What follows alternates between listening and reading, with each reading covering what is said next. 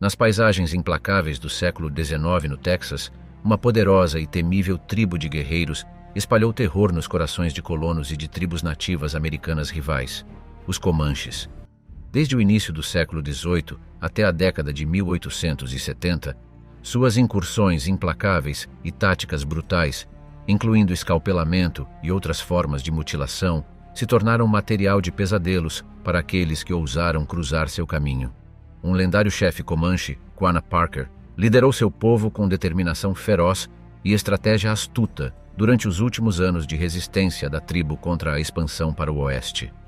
Os Comanches dominaram a arte da guerra psicológica, explorando o puro terror induzido por seus métodos terríveis para desmoralizar e subjugar seus inimigos. O escalpelamento, uma prática que remonta a séculos, era apenas uma ferramenta em seu arsenal de medo. Os Comanches eram conhecidos por deixar corpos mutilados em seu rastro, garantindo que o horror de suas incursões permaneceria muito tempo depois que eles desapareceram nas vastas planícies. Como o famoso autor Cormac McCarthy escreveu em Blood Meridian, a ira do furacão e a presença da noite deveriam evocar a ira de Deus. Os Comanches, em sua incansável busca pelo poder, pareciam encarnar essa ira divina.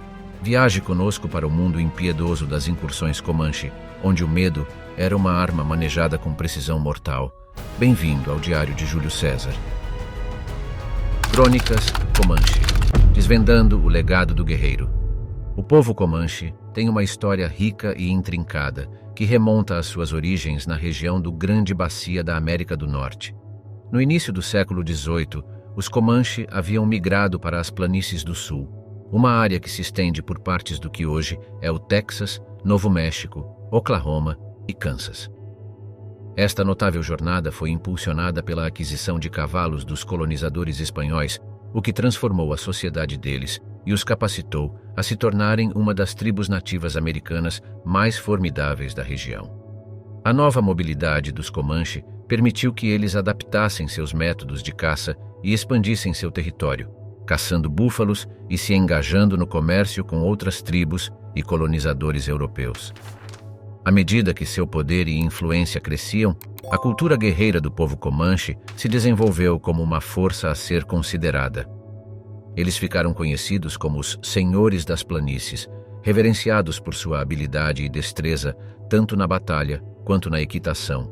Uma famosa citação de um chefe Comanche, 10 ursos, ilustra sua conexão com a terra e seu modo de vida. Eu amo a terra e o búfalo, e não vou me separar deles. Central para o modo de vida, Comanche era a unidade familiar, que consistia em famílias extensas, vivendo juntas em pequenas bandas nômades. Essas bandas se uniriam para grandes encontros e cerimônias, como a caça anual ao búfalo ou a Dança do Sol, uma cerimônia religiosa realizada para honrar os espíritos e garantir a prosperidade. Os Comanche tinham um forte senso de parentesco, e o status social era determinado pela capacidade de contribuir para o bem-estar do grupo, com guerreiros e caçadores ocupando um status particularmente alto. Os papéis de gênero na sociedade Comanche eram bem definidos, com as mulheres responsáveis pela gestão da casa, preparação de alimentos e cuidados com as crianças. Os homens, por outro lado, eram os principais caçadores e protetores, com foco em aprimorar suas habilidades tanto na equitação quanto no combate. As mulheres também eram conhecidas por participar de alguns aspectos da guerra, particularmente no rescaldo de uma batalha, e desempenhavam um papel significativo nos cuidados e tratamento dos cativos. A cultura guerreira dos Comanche estava profundamente enraizada em seu sistema de crenças e em seu respeito pelo mundo natural. Eles acreditavam em um panteão de espíritos e seres sobrenaturais, com o Grande Espírito, ou Numunu, presidindo tudo. Os guerreiros buscavam orientação e proteção desses espíritos por meio de rituais e cerimônias, muitas vezes empregando o uso de objetos sagrados e poderosos talismãs. O Código de Honra Comanche, um conjunto de regras não escritas que governavam sua conduta em batalha, enfatizava a bravura, lealdade e a importância de proteger seu povo e modo de vida. À medida que os Comanche expandiam seu território por meio de uma série de incursões agressivas em tribos vizinhas e assentamentos europeus, eles desenvolveram uma reputação por sua ferocidade e impiedade. As incursões eram realizadas por vários motivos, incluindo a aquisição de cavalos, bens e cativos, bem como para vingança ou para afirmar a dominação sobre territórios contestados. Um líder Comanche particularmente famoso, Quanah Parker, foi uma figura-chave em muitas dessas incursões, liderando seus guerreiros com uma combinação de habilidade, astúcia e carisma. A cultura guerreira dos Comanche, entretanto, não estava sem seus aspectos mais sombrios. Alguns cativos tomados durante as incursões foram submetidos a tratamentos duros ou mesmo ao ato de tirar a própria vida. Apesar disso, muitos cativos, particularmente mulheres e crianças, foram integrados à tribo e se tornaram membros valiosos da comunidade. À medida que os colonizadores europeus continuavam a se deslocar para o oeste e invadir as terras Comanche, as tensões aumentavam, culminando em uma série de conflitos conhecidos como as Guerras Comanche. A introdução de novas tecnologias, como armas de fogo, e a redução da população de búfalos contribuíram em última instância para o declínio do poder Comanche. No final do século XIX, o povo Comanche foi forçado a renunciar a seus vastos territórios e se adaptar a um novo modo de vida nas reservas. No entanto, seu legado guerreiro e espírito indomável deixaram uma marca indelével na história do oeste americano. As forças motrizes por trás das conquistas Comanche. A ascensão ao poder do povo Comanche foi marcada por uma série de incursões de guerra que ampliaram sua influência e solidificaram sua reputação como guerreiros ferozes. Essas incursões foram alimentadas por várias motivações, incluindo expansão territorial, aquisição de recursos e o desejo de vingar conflitos passados. A expansão territorial foi uma força motriz chave por trás das incursões de guerra Comanche. À medida que sua população crescia e suas áreas de caça se tornavam cada vez mais escassas, os Comanche procuravam novos territórios para apoiar seu modo de vida nômade. Sua chegada às planícies do sul da América do Norte foi um ponto de virada em sua história, pois as vastas pastagens e os rebanhos abundantes de búfalos forneciam recursos amplos para sua sobrevivência. No entanto, esse novo território não estava desocupado, e os Comanche se viram em competição com outras tribos, como os Apache e os Osage, que também dependiam dessas terras para subsistência. A feroz competição por recursos e terras levou a frequentes conflitos entre os Comanche e seus rivais, com incursões de guerra servindo como um meio eficaz de afirmar a dominância e expandir seu território. A aquisição de recursos era outra motivação crítica para as incursões de guerra Comanche. Os Comanche valorizavam os cavalos como ferramentas essenciais para caça, guerra e transporte, e muitas vezes conduziam incursões para adquirir mais cavalos de tribos vizinhas ou assentamentos europeus. Os cavalos eram um símbolo de riqueza e poder na sociedade Comanche, e sua capacidade de obter esses animais valiosos através de incursões reforçava seu status como guerreiros habilidosos. Além de cavalos, os Comanche também procuravam adquirir armas, bens e cativos durante suas incursões. A aquisição de armas de fogo, em particular, desempenhou um papel crucial em sua capacidade de manter sua dominância na região. A vingança por conflitos passados era um motivador potente para as incursões de guerra dos Comanche. A cultura guerreira dos Comanche colocava forte ênfase na honra, e qualquer ofensa ou ato de agressão percebido contra seu povo exigia retribuição. Incursões retaliatórias eram muitas vezes realizadas em resposta a ataques a aldeias Comanche, à morte de guerreiros Comanche ou ao roubo de cavalos e outras propriedades. Um exemplo marcante disso pode ser visto na história de Peta Nocona, um proeminente chefe Comanche que liderou uma série de incursões retaliatórias contra os Texas Rangers na década de 1850, após o massacre de uma aldeia Comanche pelos Rangers. O desejo dos Comanche de vingar conflitos passados às vezes se estendia além da retaliação imediata, pois as velhas rixas com tribos rivais e colonos europeus alimentavam um ciclo de violência que durou por gerações. Um exemplo disso é a rivalidade contínua entre os Comanche e os Apache, que se originou no início do século XVIII, quando ambas as tribos lutaram pelo controle das planícies do sul.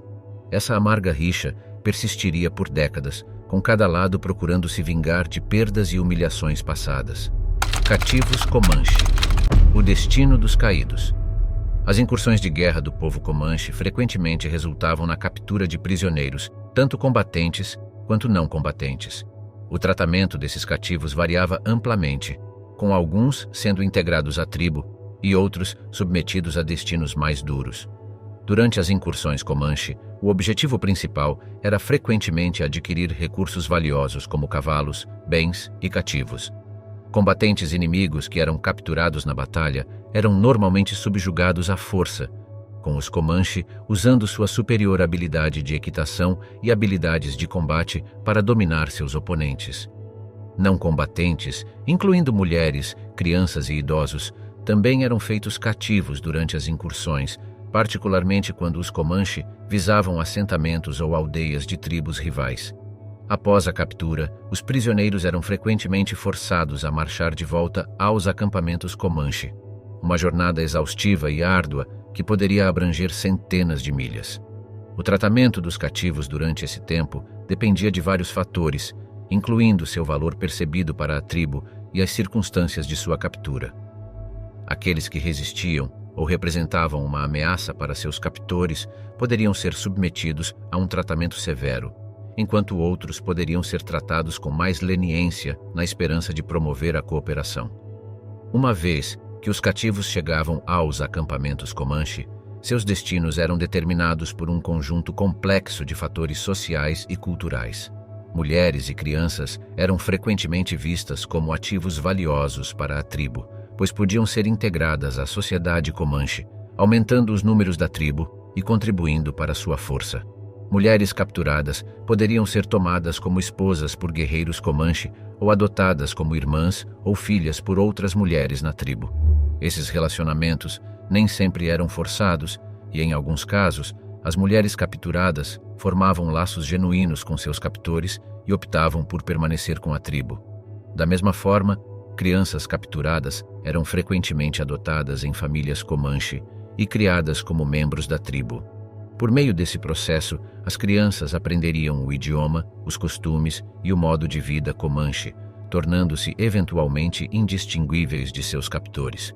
Em alguns casos, essas crianças adotadas passavam a ocupar posições proeminentes dentro da tribo, como foi o caso de Cynthia Ann Parker, uma colonizadora europeia que foi capturada quando criança e mais tarde se tornou mãe do famoso líder Comanche Quanah Parker. O destino de cativos masculinos era frequentemente menos favorável, pois representavam uma ameaça potencial para a tribo e eram menos facilmente integrados à sociedade Comanche. Alguns cativos masculinos eram submetidos a tratamento severo ou forçados a realizar tarefas servis para a tribo.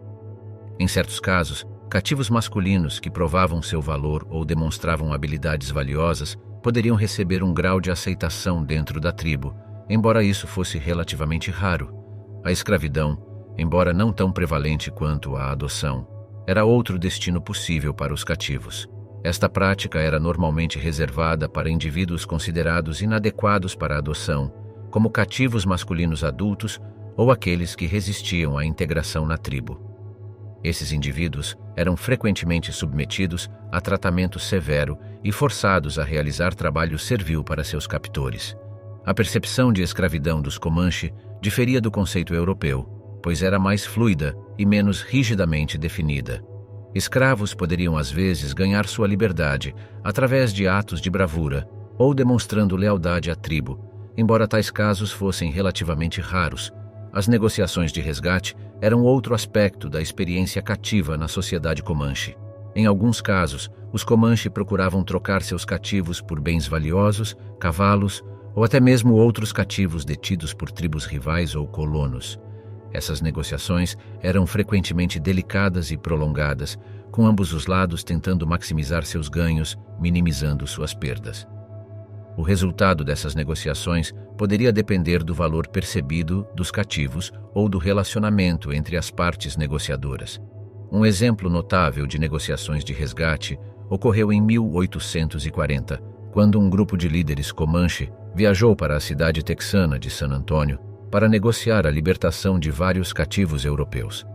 Esta reunião, conhecida como o Confronto do Conselho, rapidamente se transformou em um confronto mortal, resultando na morte de vários chefes Comanche e alimentando ainda mais a animosidade entre os Comanche e os colonos texanos. A sombra dos Comanches, punições e tormentos. Embora o povo Comanche fosse conhecido por seu feroz espírito guerreiro e habilidades na equitação, é essencial reconhecer os aspectos mais sombrios de sua sociedade. Os métodos brutais de punição e tortura empregados pelos Comanche contra seus inimigos refletiam as duras realidades da vida na fronteira e serviam como meio de afirmar domínio e controle sobre seus rivais. A escalpelização, prática frequentemente associada aos Comanche, era uma forma de punição e tortura que envolvia a remoção de uma parte do couro cabeludo de uma pessoa, muitas vezes enquanto ainda estavam vivas. Embora a origem da escalpelização seja motivo de debate entre os historiadores, é claro que os Comanche adotaram esta prática como um meio de demonstrar seu poder e incutir medo nos corações de seus inimigos. O ato de escalpelização não era exclusivo dos Comanche, já que muitas outras tribos indígenas americanas e colonos europeus se envolveram nesta prática durante tempos de conflito. A mutilação era outra forma de punição usada pelos Comanche, com cativos ou inimigos derrotados, às vezes sujeitos a desfiguração, amputação ou outras formas de ataque físico. Esses atos de violência serviam não apenas como meio de exercer controle sobre a vítima, mas também como um aviso para outros que pudessem considerar se opor ao ex-Comanche. Por exemplo, no início do século XIX, o chefe Comanche Buffalo Hump liderou uma festa de guerra contra um grupo de colonos texanos, deixando para trás uma cena macabra de corpos mutilados como testamento à ferocidade de seus guerreiros. Além do físico, os Comanches também eram conhecidos por empregar abuso psicológico contra seus cativos, usando medo e intimidação para quebrar seus espíritos e garantir sua submissão. Isso poderia envolver ameaças verbais, execuções simuladas ou forçar os cativos a testemunhar a tortura de outros. O tormento psicológico infligido aos cativos era uma ferramenta poderosa, pois erodiu o senso de identidade da vítima e sua vontade de resistir. É crucial reconhecer que essas práticas brutais não foram incidentes isolados, mas sim parte de um padrão maior de violência que caracterizou a vida na fronteira. Os Comanche, como outras tribos indígenas americanas, estavam envolvidos em uma luta constante pela sobrevivência, presos em um ciclo de conflito e retaliação com seus rivais. O uso de métodos extremos de punição e tortura foi, em parte, uma resposta às duras realidades da vida em um mundo onde as apostas eram altas e a margem para erro era pequena. Mulheres Comanche, força, sobrevivência e sombras da guerra. O papel das mulheres na sociedade Comanche era multifacetado, abrangendo uma ampla gama de responsabilidades e expectativas. Sua influência ia além da esfera doméstica, pois as mulheres eram instrumentais para o sucesso das invasões de guerra de sua tribo e desempenhavam um papel ativo no tratamento dos prisioneiros. As mulheres Comanche eram responsáveis por manter a casa, criar os filhos e prover sustento para suas famílias. Elas eram habilidosas nas artes de curtir peles, tecelagem e cerâmica, que eram essenciais para a sobrevivência da tribo. Além disso, elas muitas vezes gerenciavam os cavalos da tribo, que eram integrais para o sucesso dos Comanche na guerra e na caça. Durante os tempos de conflito, as mulheres Comanche desempenhavam um papel crucial em apoiar seus guerreiros. Elas acompanhavam as festas de guerra em suas invasões, fornecendo suporte logístico e cuidando das necessidades de seus maridos, irmãos e filhos. Em alguns casos, as mulheres também participavam da violência que caracterizava essas invasões, pois se sabia que elas se envolviam na tortura e humilhação dos cativos. Este envolvimento ativo não era apenas um reflexo das duras realidades da vida na fronteira, mas também uma afirmação de sua força e comprometimento com a sobrevivência da tribo. As mulheres também desempenhavam um papel significativo no cuidado dos prisioneiros tomados durante as invasões, particularmente aqueles que eram adotados pela tribo.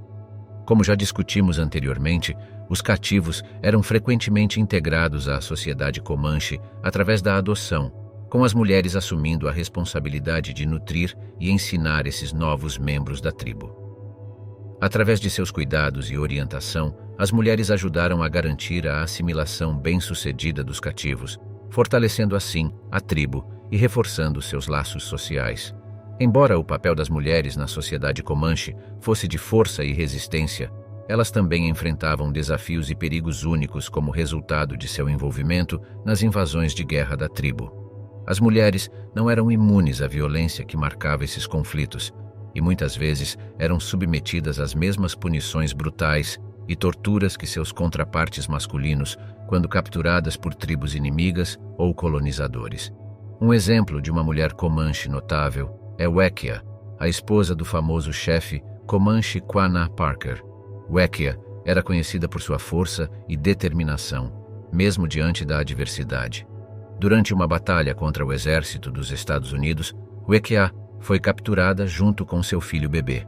Apesar da ameaça de execução, ela conseguiu escapar de seus captores, demonstrando o espírito indomável que caracterizava as mulheres da tribo Comanche. Fronteiras desafiadoras, resistindo ao ataque Comanche. Os ferozes e formidáveis ataques. Comanche a tribos vizinhas e colonos foram encontrados com resistência e retaliação igualmente determinadas. À medida que os Comanche expandiam seu território e influência, as tribos e colonos em que eles se infiltravam empregavam várias estratégias para proteger suas terras e pessoas, formando alianças e desenvolvendo táticas militares em resposta aos implacáveis ataques Comanche. Os Comanche frequentemente visavam outras tribos nativas americanas, como os Apache, Wichita e Tonkawa, em sua busca por expansão territorial.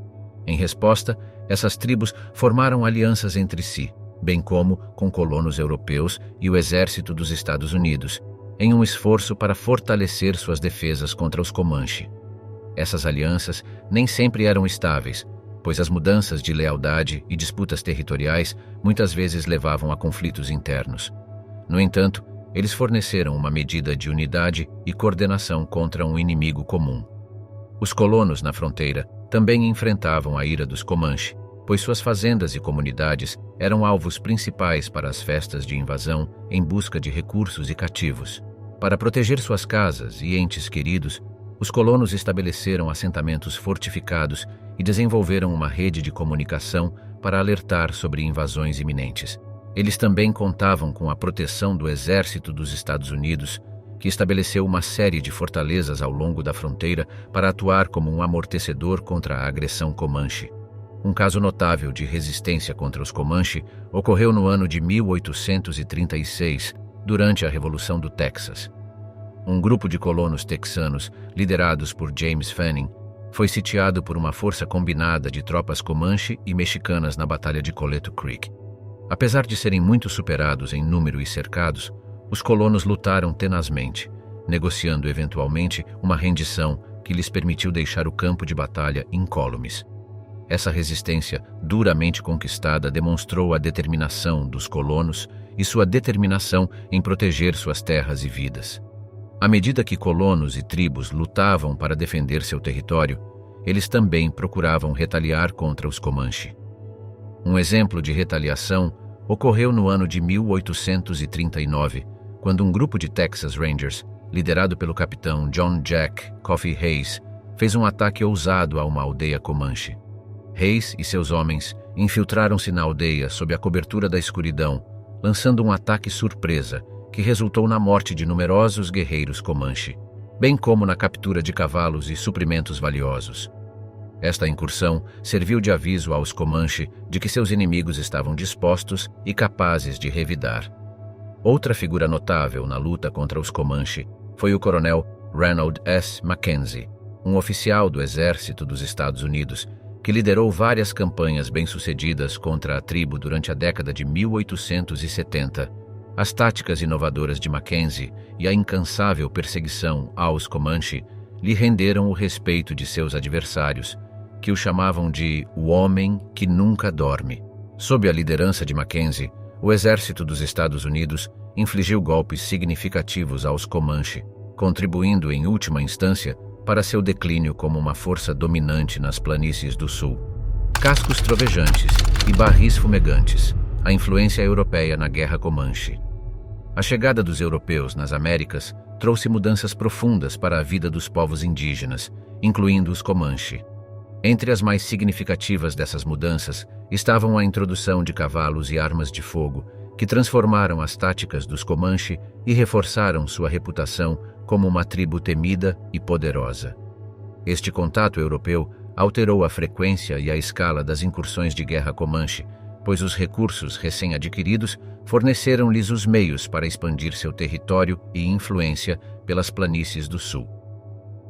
Antes de seus primeiros encontros com os europeus no final do século XVII, os Comanche eram uma tribo seminômade que dependia principalmente da caça e coleta para sua subsistência. A introdução do cavalo, que obtiveram dos colonos espanhóis, revolucionou seu modo de vida, permitindo-lhes caçar com mais eficiência, viajar mais rapidamente e guerrear com maior ferocidade. Como cavaleiros experientes, os Comanche dominaram a arte da guerra montada, incutindo medo nos corações de seus adversários com suas incursões rápidas e coordenadas. A aquisição de cavalos pelos Comanche concedeu-lhes uma vantagem tática no campo de batalha, mas foi a introdução de armas de fogo que realmente elevou sua capacidade para a violência. Os espanhóis e mais tarde os franceses e ingleses negociaram armas de fogo com os Comanche, que rapidamente aprenderam a manejar essas poderosas armas com mortal precisão. Com a combinação de cavalos e armas de fogo, os Comanche se tornaram uma força imparável, lançando incursões em uma escala nunca antes vista na região. Um exemplo notável do impacto devastador do contato europeu nas incursões de guerra Comanche ocorreu em meados do século XVIII, quando a tribo entrou em conflito com os espanhóis, em uma série de conflitos conhecidos como Guerras Comanche. Encorajados por sua nova proeza em batalha, os Comanche atacaram repetidamente os assentamentos espanhóis, roubando cavalos, capturando prisioneiros e levando os espanhóis ao limite do desespero. Em resposta, os espanhóis lançaram uma série de contra-ataques, mas seus esforços foram em grande parte inúteis contra os guerreiros Comanche altamente móveis e bem armados. O domínio dos Comanche da tecnologia europeia também lhes permitiu exercer controle sobre outras tribos indígenas. Eles usaram sua superioridade em armamento e equitação para expandir seu território, forçando as tribos vizinhas a se submeterem ao domínio Comanche ou enfrentarem a aniquilação. Como resultado, a esfera de influência dos Comanche cresceu e suas incursões de guerra se tornaram mais frequentes e abrangentes. No entanto, a dependência dos Comanche em recursos europeus também os tornou vulneráveis às mesmas forças que inicialmente os haviam capacitado. À medida que se tornavam mais dependentes de armas de fogo e outros produtos europeus, foram atraídos para uma rede cada vez mais complexa de alianças e relações comerciais. Com o tempo, essa exposição à influência europeia levou à erosão dos valores e costumes tradicionais dos Comanche, bem como à introdução de doenças que dizimaram sua população. À medida que o poder dos Comanche começou a diminuir na segunda metade do século XIX, suas incursões de guerra, antes frequentes e devastadoras, se tornaram menos comuns. O avanço dos colonos americanos e do exército dos Estados Unidos, combinado com conflitos internos e recursos escassos, acabou por pôr fim ao reinado de terror dos Comanche nas planícies do sul. O sol se põe, o crepúsculo da dominância Comanche. Conforme o século XIX progredia, o outrora poderoso Comanche, que dominou as planícies do sul por gerações, começou a enfrentar uma série de desafios que levariam finalmente ao seu declínio. Da pressão incessante dos colonos americanos, à perda de território e à forçada relocalização eventual para reservas, os Comanche foram pegos em uma tempestade que mudaria para sempre o curso de sua história. Um dos fatores mais significativos no declínio do poder Comanche foi a expansão para o oeste dos colonos americanos, que começaram a invadir as terras da tribo em busca de novas oportunidades e recursos. Este influxo de colonos foi alimentado em parte pelo conceito de destino manifesto, que sustentava que era o direito divino e dever dos Estados Unidos espalhar sua influência e civilização por todo o continente. À medida que os colonos avançavam cada vez mais no território Comanche, eles interrompiam o modo de vida tradicional da tribo, esgotando os recursos dos quais dependiam para a subsistência e sobrevivência. A chegada dos colonos americanos também trouxe consigo uma onda de violência, pois os dois lados entraram em conflito por terras e recursos. Enquanto os Comanche já haviam incutido medo nos corações de seus inimigos com suas brutais incursões de guerra, agora se viam cada vez mais superados pelas armas superiores e táticas do exército dos Estados Unidos. À medida que suas perdas aumentavam, os Comanche foram gradualmente forçados a ceder território aos americanos invasores. No meio dessas pressões externas, os Comanche também estavam lidando com conflitos internos. A erosão dos costumes e valores tradicionais, provocada pelo aumento do contato com os europeus, criou divisões dentro da tribo. Além disso, a introdução de doenças pelos europeus teve um impacto devastador na população Comanche, enfraquecendo sua capacidade de resistir às ameaças crescentes à sua soberania. À medida que o poder dos Comanche diminuía, eles eram cada vez mais levados à negociação com o governo dos Estados Unidos. Em uma série de tratados assinados ao longo do século XIX, os Comanche concordaram em ceder vastas extensões de terra em troca de promessas de proteção e provisões. No entanto, esses acordos muitas vezes falharam em fornecer o apoio e os recursos necessários pelos Comanche, deixando-os enfrentar ainda mais dificuldades. Finalmente, em 1875, as bandas Comanche restantes foram forçadas a se realocar para reservas no atual Oklahoma, sinalizando o fim de sua dominação sobre as planícies do sul. A vida nas reservas estava muito distante da existência nômade que os Comanche haviam conhecido, pois foram obrigados a abandonar seus modos tradicionais em favor da agricultura e adoção dos costumes da sociedade americana. Entre os líderes Comanche que tentaram navegar por esses tempos turbulentos estava Quanah Parker, o filho de um chefe Comanche e uma cativa anglo-texana. Quanah surgiu como um símbolo de resiliência e adaptação, lutando para manter a identidade cultural Comanche diante de uma adversidade avassaladora. Como o último chefe Comanche livre, Quanah eventualmente se rendeu às autoridades dos Estados Unidos e levou seu povo para a reserva. Lá, ele trabalhou para melhorar a vida de seu povo, defendendo a educação, oportunidades econômicas e a preservação da cultura Comanche. Sussurros do Vento, explorando a linguagem e comunicação Comanche. Os Comanche, conhecidos por sua habilidade como guerreiros e cavaleiros, têm uma rica e complexa herança linguística que ecoa ao longo do tempo. Como um ramo da vasta família de idiomas uto-asteca, a língua Comanche ocupa um lugar único entre as línguas indígenas, refletindo a distinta identidade cultural da tribo.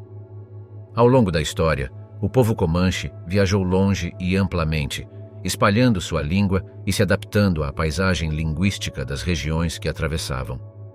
Os ancestrais linguísticos do povo Comanche se originaram na área da Grande Bacia e, ao longo do tempo, sua língua evoluiu e se diversificou à medida que migraram para as planícies do sul. A língua Comanche é caracterizada por sua estrutura intricada, incorporando uma riqueza de afixos que transmitem significado e nuance. Essa língua aglutinante permite aos falantes criar palavras complexas ao anexar vários prefixos e sufixos, resultando em um vocabulário rico e expressivo. O sistema verbal da língua é particularmente fascinante, com uma extensa variedade de conjugações que indicam tempo, aspecto, humor e mais. Ao longo dos séculos, o povo Comanche desenvolveu um sistema único de comunicação que se estendia além da palavra falada. Sinais não verbais e gestos desempenharam um papel vital na transmissão de informações entre os membros da tribo, particularmente durante expedições de caça e guerra. Por exemplo, sinais de mão eram empregados para transmitir mensagem silenciosa e eficientemente por grandes distâncias.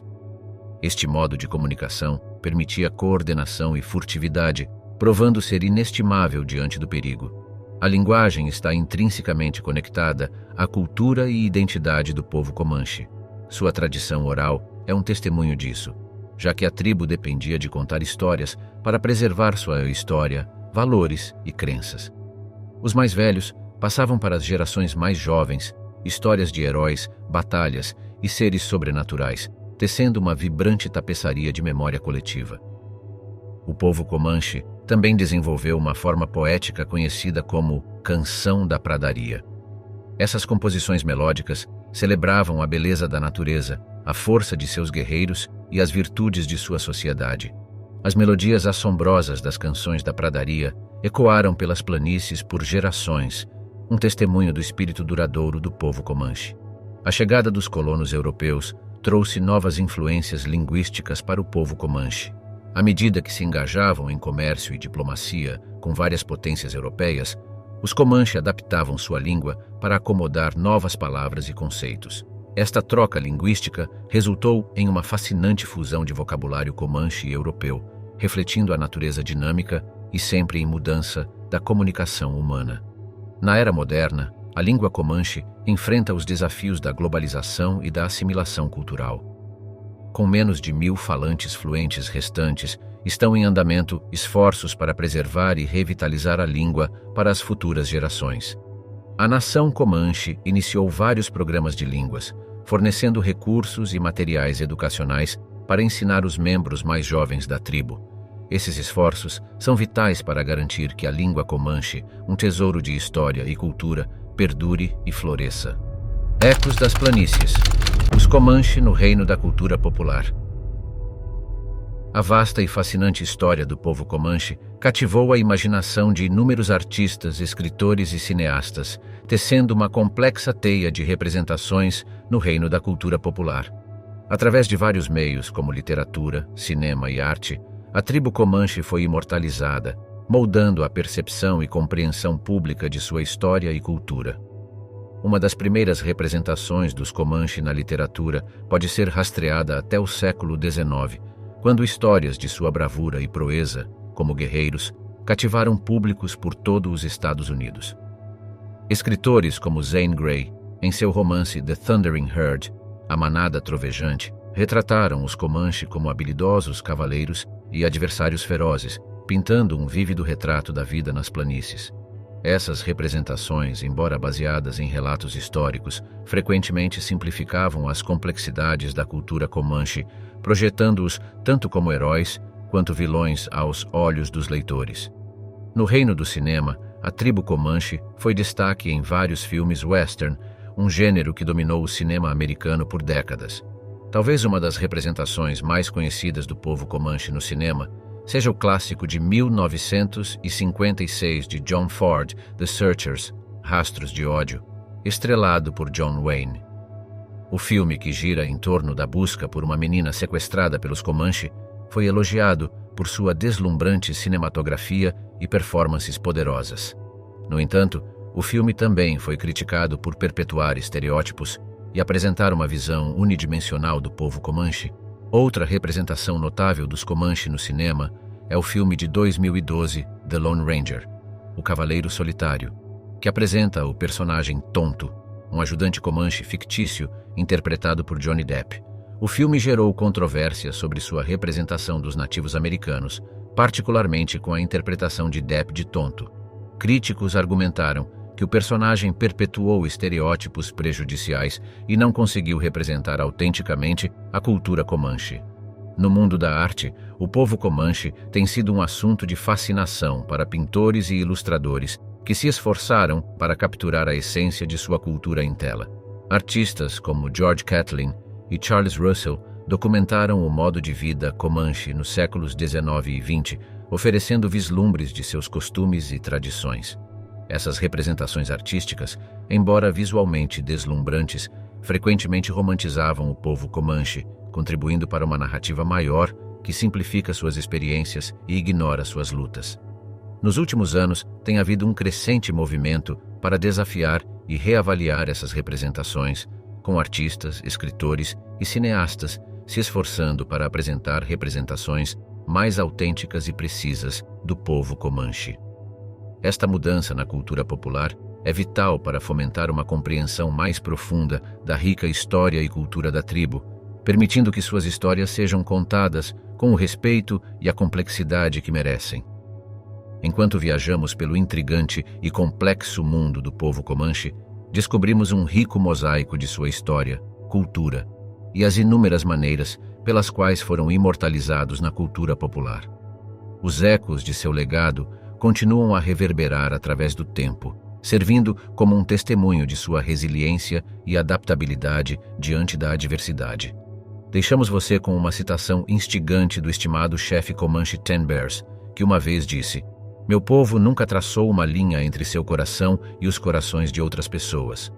Esta citação nos lembra que, apesar do vasto abismo de tempo e diferenças culturais, a essência de nossa humanidade compartilhada transcende todas as fronteiras. Ao nos despedirmos do mundo dos Comanche, encorajamos você a refletir sobre as histórias e as lições que eles oferecem, inspirando-nos a cultivar empatia, compreensão e apreço pelo rico mosaico da história humana que todos compartilhamos.